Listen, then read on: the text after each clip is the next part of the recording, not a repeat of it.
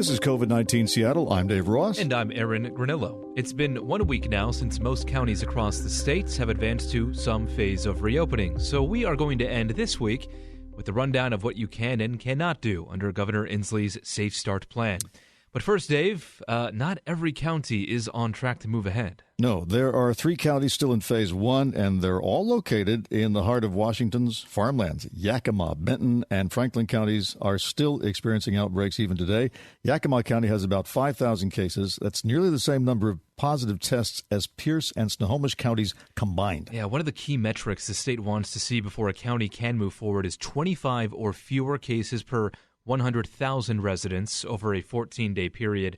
Yakima is not even close. The latest figures from the state health department did the math, about 600 cases there for every 100,000 residents. And the state still has that strike team out there responding to the situation.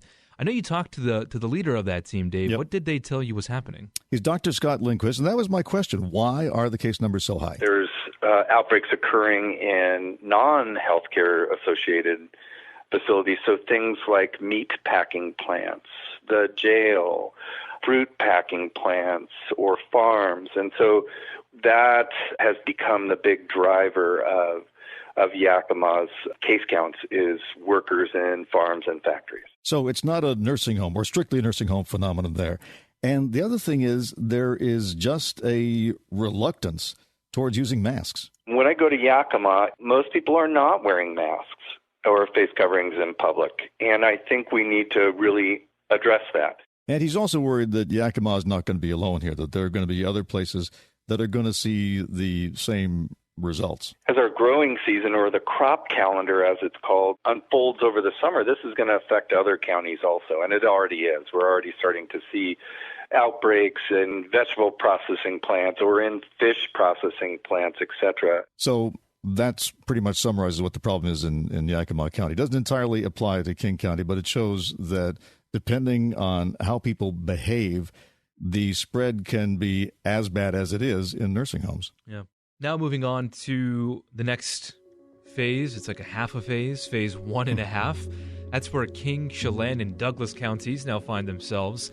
And a few very important activities and businesses have reopened, including things like hair salons and barbershops with limited capacity. Indoor retail also okay, as long as it's capped at 15% and shoppers spend no more than 30 minutes inside.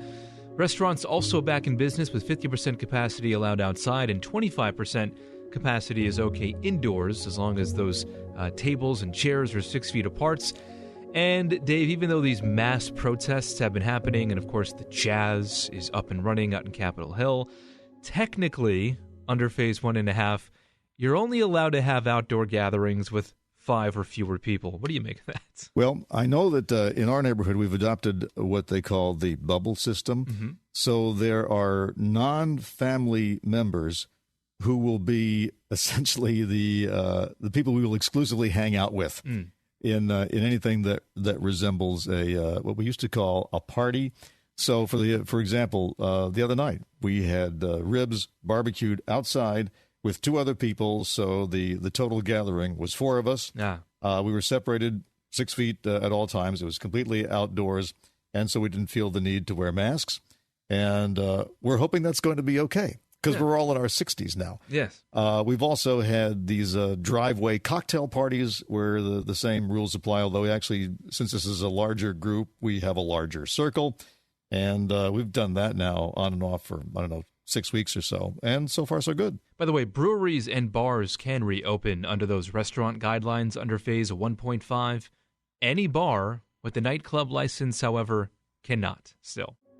Moving on to phase 2, this is actually the majority of the state now. 23 counties are in phase 2, includes places like San Juan County, Pierce, Snohomish, Spokane.